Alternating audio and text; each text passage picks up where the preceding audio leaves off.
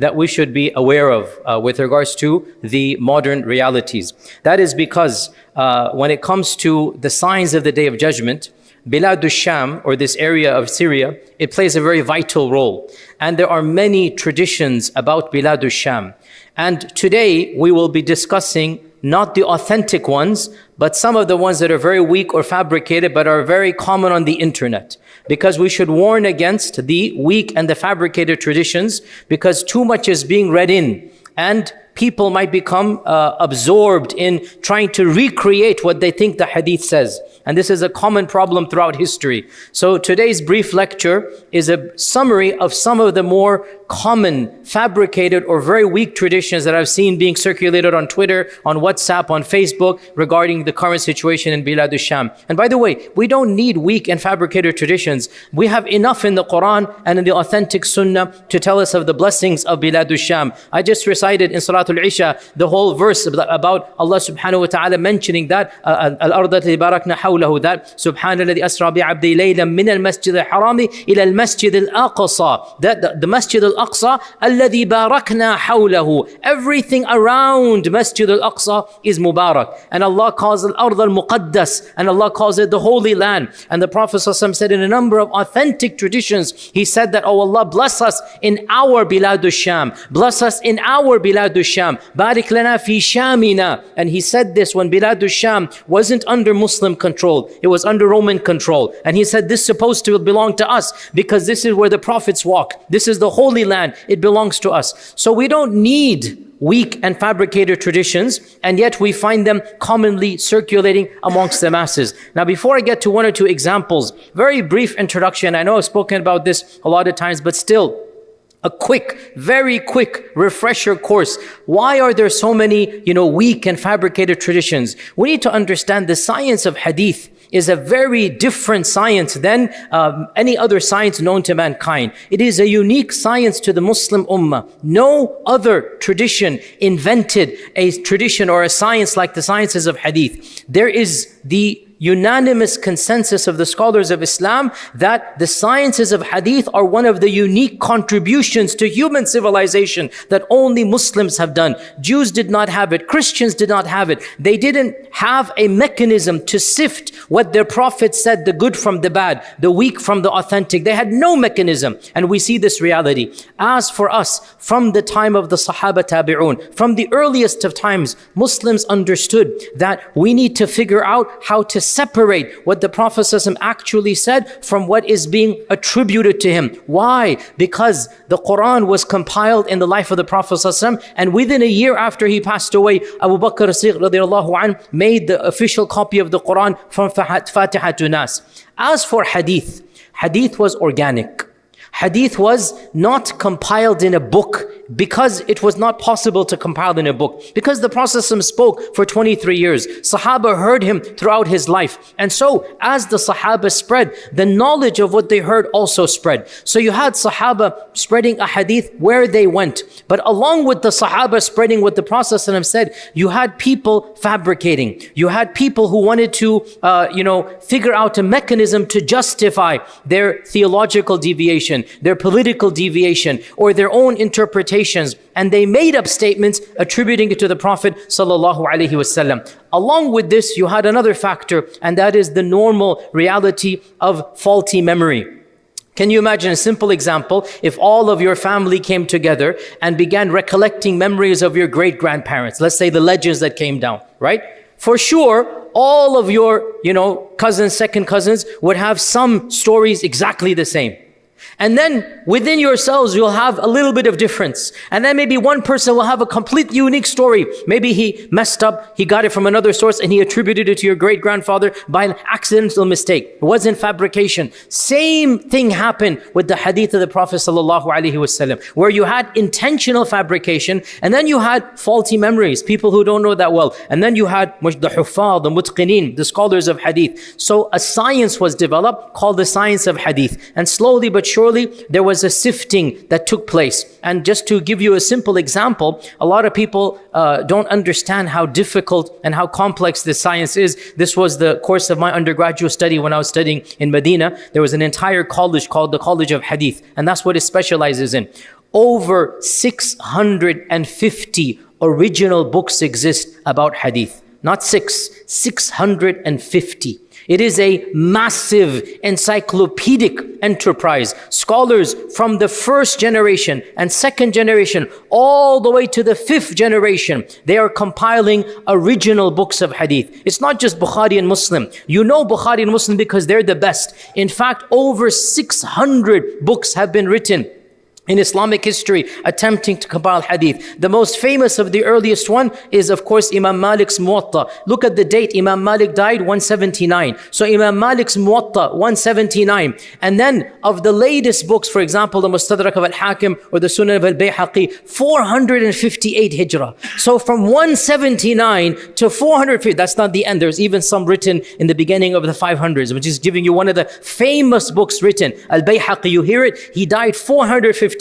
Imagine 458 to 179, 300 years difference, right? From the first to the last. Between the two, geographic regions, you had scholars in Yemen, you had scholars in Samarkand, you had scholars in Egypt, you had scholars in Mecca and Medina, you had scholars around the world, each one of them compiling. Now you have a large corpus of books and you have to sift through them. And our scholars categorize these books. That's why out of these 600 plus books, 6 of them became more famous. They were considered to be the more authentic. And of these 6, 2 are the most authentic by pretty much unanimous consensus because their criterion or the strictest, that is Bukhari and Muslim. Now, long story short, I'm not going to teach obviously the sciences of hadith, but I will give you the reality, the end result. I'm going to give you the end result. How do you know if a hadith is authentic or not? The same way, how do you know which position of fiqh to follow? You have to ask the person whom you trust. That's all. There is no other way to do this. It's not your area of expertise, so you have to go to somebody whom you trust. And understandably, just like in any discipline, you're going to find a spectrum of opinion. Therefore, don't be surprised if a certain preacher or a speaker gives a hadith and says, oh, this is a good hadith, it's an authentic hadith. Another preacher says, no, this is not an authentic hadith. Such is the reality of hadith sciences. Don't be surprised. And one very important point to note, if somebody believes a hadith is weak because of a technical reason, this person is not rejecting what the Prophet ﷺ said. That's absolutely incorrect. The person is saying, I don't believe the Prophet ﷺ said it. There's a big difference between the two, right? One scholar might say, this hadith is authentic. Another scholar says, no, I looked at this chain and I think this is weak. It's a technical ikhtilaf. So to reject a hadith because you think it is weak is not a rejection of what the Prophet ﷺ said. It's a rejection of him having said it. You see the difference between the two, right? And so please be careful of this distinction. Now with that very long introduction, understand another point. Imam Ahmad famously remarked, there are 3 genres, the bulk of traditions are false in them. There are 3 areas, the bulk of what is narrated by the people, and Imam Ahmad, he's speaking around, 240 Hijrah. Imam Ahmad is speaking, in the middle of the 3rd century. Imam Ahmad says, there are 3 areas, the bulk of what the people narrate, it's not authentic. One of them, tafsir, another of them, maghazi, and the third of them, the signs of the Day of Judgment, which is our topic today. Imam Ahmad himself said, most of what the people say about what's going to happen and this is going to happen, this is not authentic. He realizes because this is where imagination, comes in. This is where people want to speak a lot about. So we have to be very careful when it comes to these types of traditions. Now, as I said, today I want to mention 1 or 2 very infamous, weak or very weak narrations about what is happening Bilad al-Sham. The first of them, and again, because there are many authentic, and I mentioned some of them, and there's another khutbah I gave a few years ago, the blessings of Syria. When the revolution happened, I gave a khutbah about the blessings of Syria. I mentioned many of the authentic traditions. Today, I want to mention 1 or 2 of the most infamous, inauthentic ones that I see circulating. So the first of them I want to mention is the infamous narration that is reported in a number of traditions. Now again, pause here.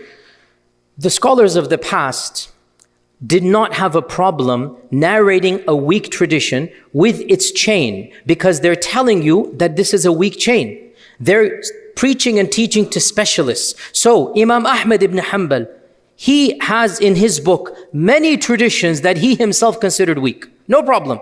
Because he did not say, I'm only going to compile the authentic ones. That's Bukhari.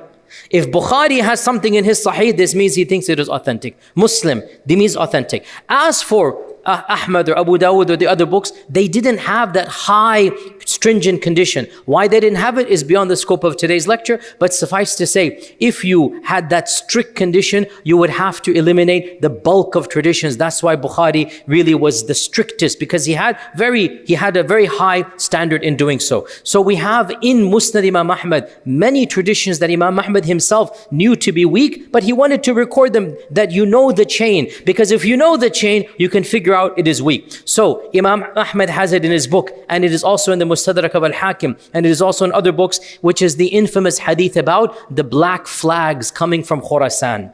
The black flags coming from Khurasan. Khurasan, of course, it is Transoxania, and it is these days, it is like Afghanistan and Samarkand and those regions. This is the land of Khurasan. So there's a famous hadith, allegedly, that our Prophet ﷺ allegedly said, this is a contested hadith, when you see the black flags coming from Khurasan, then go to those black flags, because in that army will be Khalifatullah al-Mahdi.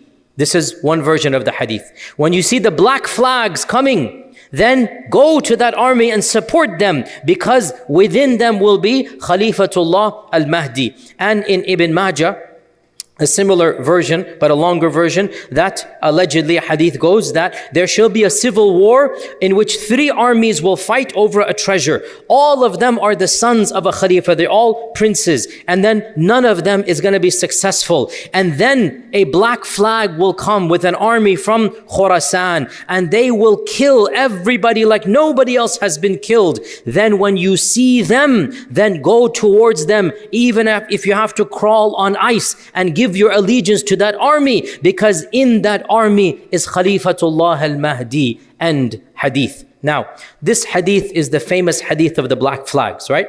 And throughout Islamic history, it has always been invoked that there's going to be an army of black flags, and that army was going to be the righteous army, and it will have the Mahdi within it. By the way, even a few years ago, when Afghanistan happened and, the group came over there, they also have the black flag. And Afghanistan is Khurasan. It is the same land over there. And so this hadith also became popular over there. And now we have it again being resurrected. But in fact, this hadith, according to many scholars, and this is my humble interpretation as well, their opinion as well, this hadith is actually not authentic at all. And it has been considered weak by many scholars, including Imam Ahmad, including in our times, Dr. Hatim al-Auni, and the great Syrian scholar, Shaykh Salahuddin al-Idlibi, and other scholars have written treatises in which they have made this hadith weak. Now, I don't want to get into technicalities, but understand one thing. When the Abbasids revolted against the Umayyads, the Abbasids, when did they revolt? Which year did they revolt? Who knows the year in Hijrah? Quick quiz. When did the Abbasids revolt against the Umayyads? Quick quiz. Close, very close. So, within the 2nd century, so the middle part of the 2nd century, meaning from 147 to 151 in this era. This is 100 years before Bukhari, by the way, right? This is 100 years before Bukhari, 50, 70 years before Imam Ahmad ibn Hanbal. So the Abbasids revolted against the Umayyads, right? Around 149 Hijrah was when it really began. The main person who led the revolts was from Khurasan. And his name is Abu Muslim al-Khurasani. And the banner that he used was black. You see where this is heading? So a lot of scholars have pointed out that these genres of traditions seem to support the Abbasid revolt against the Umayyads. And that's why these versions of the hadith, none of them are found in Bukhari and Muslim. None of them are in the most authentic books. We find them in the tertiary collections, and some of them might have slightly weak, and so later scholars say, oh, this is slightly weak, this is slightly weak, this is slightly weak. Put together, it becomes Hasan. This is the opinion of some of our scholars. We respect that. Other scholars say, actually, not only is every chain quite weak, but the content of it, it just goes against, it's fihi nakara. They say reject, because it seems to very much, coordinate, if you like, or act as a instigator to the Umayyad and the Abbasid warfare that took place. And in fact, that's why Ibn al-Jawzi famously considered this hadith to be fabricated. Ibn al-Jawzi considered this hadith to be absolutely fabricated. And he put it in his famous book, Al-Mawdu'at. And this notion of the Abbasids using this, by the way, it was actually so common in their time. They were the ones using this hadith as well, that in fact, Al-Mansur, who is the real founder of the Abbasid dynasty, he's the one who founded the city of Baghdad. Al-Mansur named his son Abdullah al-Mahdi. He named his son al-Mahdi Abdullah, and his name is, his name is Muhammad, and his name is Muhammad. His name was Abdullah. Mansur's name is Abdullah. So his son was Al-Mahdi Muhammad ibn Abdullah. And Al-Mahdi became the Khalifa after his father, because the father quite literally wanted this hadith to apply to his son. Quite literally. He named his son Al-Mahdi, and he named his son Abdullah, and his name was he named his son Muhammad, and his own name was Abdullah. So Muhammad ibn Abdullah, because another hadith says, the Mahdi will be called after me. The Mahdi will call after me. So the Khalifa al-Mansur quite literally wanted to enact a Hollywood script from these hadith. And he named his own son Al-Mahdi, because he was hoping that his son would be the actual Mahdi that Allah sent. And Al-Mahdi, by the way, is the father of Harun al-Rashid. Harun al-Rashid is the father, Al-Mahdi is the father of Harun al-Rashid. And if you read Al-Mahdi's biography, I don't want to say too much, but clearly he was not the Mahdi. Let's leave it at that, okay? So this is the reality, by the way, of politics and siyasa, right? So in reality, this hadith is very fishy. It doesn't make any sense. And every few generations, an army wants to implement it by using black flags. An army, literally, because the hadith mentions black flags, they want to imitate it and they want to find legitimacy, and so they use black flags, so much so that in our times black flags themselves have become infamous. We don't want to use black flags because of all the chaos caused. But why was it caused? Because the first flag of the Abbasids was a black flag. They would use that against the Umayyads, and ever since then, and because of this hadith, every subsequent generation. So in the analysis of many scholars of hadith, including yours truly, I'm a student of knowledge, but I strongly say this hadith is not authentic. It's not in the most authentic narrations, and every chain is very weak, and the content does not make any sense at all. Another hadith we'll mention, and then shall call it a day. And this one I'm seeing, literally I saw at least 10 accounts mentioning it all over social media. It is called the famous hadith of the Sufyani. The hadith of the Sufyani hadith. And this hadith is not even found in the Kutub al-Sitta. It's actually found in the very tertiary books. As I said, there's 600 plus books of original hadith written. One of the most obscure ones, which is full of very weak and fabricated narrations about the Day of Judgment. It is called Kitab al-Fitan of Nu'aym ibn Hammad. Kitab al-Fitan. It's a 2-volume book, and it's all about the signs of the Day of Judgment. And it is well known to be full of extremely shady, very apocryphal, very dubious hadith, which just too vivid, too much detail. It's not a source book at all, but of course it exists. And this narration of Sufyani is found in that book, Kitab al-Fitan. It's found in this book. And it reads as follows, that the Arabic is very long. يَخْرُجُ رَجُلٌ يُقَالُ لَهُ السُّفْيَانِي, that a man will come who shall be called a Sufyani, from a Sufyan. A man will come, he will be called a Sufyani, and he will come from the depths of Damascus. By the way, Ibn al-Jawzi, Ibn al-Qayyim, Ibn Taymiyyah, other scholars say, anytime a hadith is very specific about the future, know that it is fabricated. One of the signs of fabrication is that it mentions names and dates and specific occurrences. Our Prophet didn't speak like that. He spoke in generalities about the signs of the Day of Judgment. So now you have, there are a hadith that mention, in the year such and such this will happen. There are hadith that mention right now, from the land of Damascus, a man by the name of Sufyan will come out. It's not something that is normal in authentic hadith. These are signs that this hadith is, very fishy. So the hadith goes on, alleged hadith. A man will come from Damascus, from the depths of Damascus, by the name of Sufyan. The majority of his followers will be from the tribe of Kalb.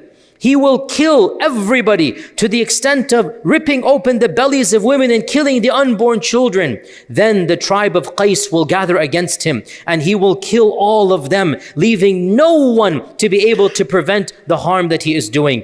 Then a man will come from my household, Ahl Bayt the Mahdi. A man will come from my household. He would rise in the district of Al-Harra, and the news will reach Al-Sufyani. He will send an army to confront him, but they will be defeated. Sufyani will then march with his own forces. Then when they reach a desert area by the name of Al-Bayda, Allah will cause the earth to swallow them, and none of the Sufyani army will survive except a few who will tell others what happened. End hadith. Now, this hadith is now being forwarded everywhere because I don't want to get too specific, but they're interpreting a certain person to be the Sufyani, another person to be the tribe of Kalb, another group to be the tribe of Qais, and everybody. So they literally read this hadith, they look at what is happening, and they start assigning like children playing games. You play this, you play this, you play this. And then they pretend this hadith is applying over here. This should never be done, even with authentic traditions, much less weak and fabricated traditions. This should never be done, even with authentic traditions. Our scholars unanimously say, never take something that you find even in authentic hadith and presume that an incident in your generation is exactly what the Prophet referred to. How do you know? Could be another generation. You may interpret, you may say maybe, but never categorically link, because history has shown every few generations something happens, and great scholars link an authentic hadith with what happens. Turns out they were wrong. In fact, even the Sahaba, they thought that Dajjal was amongst them. And the next Tabi'un, they thought another person Dajjal. And the next person, every few generations, somebody comes and says, oh, this Dajjal, Dajjal, Dajjal. Well, alhamdulillah, he has not yet come, and may we never live to see him. May we not ever see, that time that comes for. So never, ever apply even an authentic hadith to current events. How much more so when it is weak and fabricated? So this hadith talks about a figure known as Sufyani. What does Sufyani refer to? From the descendants of Sufyan, Abu Sufyan. And right then and there you realize something is fishy here, right? Because the Umayyads were despised by many groups of people, especially those who supported the Ahlul Bayt. And so the notion is, not that I'm defending the Umayyads or criticizing, I'm just being factual right now. The Umayyads have a lot of good and they have a lot of bad as well. Just look at what they've done, a lot of good and a lot of bad. This is the reality, right? So I'm not defending, I'm not criticizing. I'm telling you factually, the Ahlul Bayt, the supporters of the Ahlul Bayt, the Shia to Ahlul Bayt, they obviously did not like the Umayyads at all for many legitimate reasons. And so to say that there will be a civil war between a Sufyani and between an Ahlul Bayt, automatically this is the reality of what was happening for the first 100 years of the Umayyad rule. Multiple civil wars between Hussein and radiallahu an and the Umayyads, and between Zayd and the Umayyads, and between so many times between so many of the Ahlul Bayt and between the Umayyads. And then the Abbasids, I'll teach you a little bit of history, you should know this bit. The Abbasids, they double-crossed. They're politicians in the end of the day. The Abbasids allied with the Shia to Ahlul Bayt. The Abbasids said, we're on your side. The Abbasids formed an alliance, Shia to Ahlul Bayt. And then they revolted against the Umayyads. As soon as they got to power, first thing they did, massacred all of the Umayyads. Literally, they invited them to a peace treaty. They invited them to a banquet. Literally, this is one of the most infamous episodes of Islamic history. They promised them safety and security, and then they shut the doors and they massacred down to every last child. And then they massacred Abu Muslim al-Khurasani, their own general. Their own leader, they killed him because he was getting too powerful, too popular. And then they backstabbed the Shia to Ahlul Bayt, whom they said that they would ally with. And they cut them off, imprisoned their imams, so on and so forth. This is politics. I'm not defending, I'm just telling you what happened. This is politics, right? So you can imagine in this, there were many battles that took place between the Sufyanids, i.e. the Umayyads, and between the Ahlul Bayt. So to have a hadith that says there shall be a civil war between the Sufyanid and he's gonna kill people in the worst manner, and then a Mahdi figure will come. I mean, you automatically see it doesn't make any sense. And like I said, hardly any scholar consider this to be an authentic hadith. So please don't forward the Sufyani hadith. It is definitely not an authentic hadith. One final point that I want to mention here. A lot of people have asked me for my opinions about the reality of what is happening happening right now in Bilad al-Sham. Listen, brothers and sisters, I love to talk about classical stuff. I love Islamic history. I love Aqidah. I love Seerah. I try my best to not get involved in political analysis because I firmly believe it's not the job of scholars to do so. And when we do so, detailed political analysis of current events, I think our mistakes probably are more than what is correct. And this is something I'm not saying. Ibn Khaldun very famously remarked this. Ibn Khaldun, go read his Muqaddimah. He has a chapter, go check this out. Chapter number 42. The chapter heading is called, "The majority of ulama are the furthest people from politics." This is the chapter heading. Ulama ab'adu nasi an siyasa. Literally he has this. He is making a remark here. The least qualified people to run political affairs. And I'm speaking as somebody who is inshallah part of the scholarly tradition. I've studied in that tradition. I love that tradition. And yet I warn ulama from getting involved in politics. I warn this and I try my best to implement it myself. Why? Ibn Khaldun remarks. And by the way, just for the advanced people in the audience here, subhanAllah. What did Plato say about the ideal ruler? Who knows? Plato, Aflatun. Plato said the ideal ruler is who? The philosopher, the Philosoph, the Aqlani, the Rajul of Aql.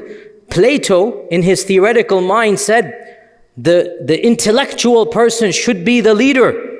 Ibn Khaldun is the exact opposite. Ibn Khaldun is like, you should never put the intellectuals and the philosophical class and the ulama as leaders. And he says it in a polite way, but I will reinterpret. He says it very politely.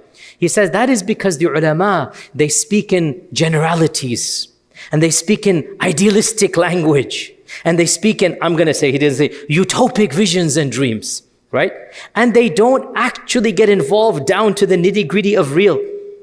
So let ulama preach utopic ideals. We want to lift people up to those ideals. When ulama try to apply those ideals to the reality, they mess up big time. And we see this anytime a group of clerics think they will run the country. Look. And I say this with love and respect. I know my critics go berserk over this, but I can't change facts. Go look around you. Look around you. Wherever modern scholarship has taken over a country, look at what it has done. The very people start to, astaghfirullah, hate Islam, a'udhu billah. Because scholars don't understand. People are not qualified to be all the way up there. You have to start at the bottom. And that's why Ibn Khaldun points this out, that look, scholars are great for khutbahs and durus. Scholars are great to inspire, but scholars are not qualified to actually rule over. And that's why, look at Islamic history. Only in the time of Khulafa al-Rashidun. That's it. That's why they're Khulafa al-Rashidun. That's it. And even they could not, their people could not live up to their standards. That's why what happened. Even in the time of Ali radiallahu anhu, and he was who he was, the people could not live up to that. This is the reality, the disconnect between theory and reality. We see this, and with utmost respect, look at the Arab Spring. I don't want to get too blunt here, but everybody, look at your own countries. The good people who went into politics, where are they now? Where are they? I'm not being too explicit, but you know where I'm from? Look at what happened back there. And look at Egyptians, look at others as well. So my humble advice as a student of history to my brothers in Syria, and I know it's not going to reach them, but it's generic advice. Learn from the mistakes of the last 20 years, rather the last 1,400 years. Learn from history. Learn from history. Don't expect society to become ideal overnight. You have to give freedoms to everybody. We want religious folks to be religious. We want religious folks to be able to preach and teach. But in order for them to preach and teach, you cannot enforce a harsh version on other people. And therefore, levels of freedom for everybody is actually the lesser of two evils. And that's why in America and in Western lands, we can flourish the way we can flourish. This is the reality, the awkward reality that most people of a theoretical ilmi nature don't understand. Learn from history, understand. When you let others live, they will let you live. When you let others breathe, they will let you breathe as well. But when you try to enforce one very narrow version, whatever it might be, whether it's Ba'athism, whether it's harsh secularism, whether it is your version of Islamic law and the people don't want it, well then what happens. So learn from history. My sincere advice to them is that the goal, we want religiosity to be something that is cherished. We want preachers and ulama to have the freedoms to preach and not be criminalized. And perhaps the only way to do that is to allow people a level of freedom that everybody can, inshallah ta'ala, accommodate. We make dua for our brothers and sisters in Syria. We make dua that Allah subhanahu wa ta'ala blesses them. We make dua that Allah subhanahu wa ta'ala provides safety and comfort for all of the people and allows them to be a role model for other Muslim nations around the world. Inshallah, we'll continue next week. Assalamu alaikum wa rahmatullahi wa barakatuh.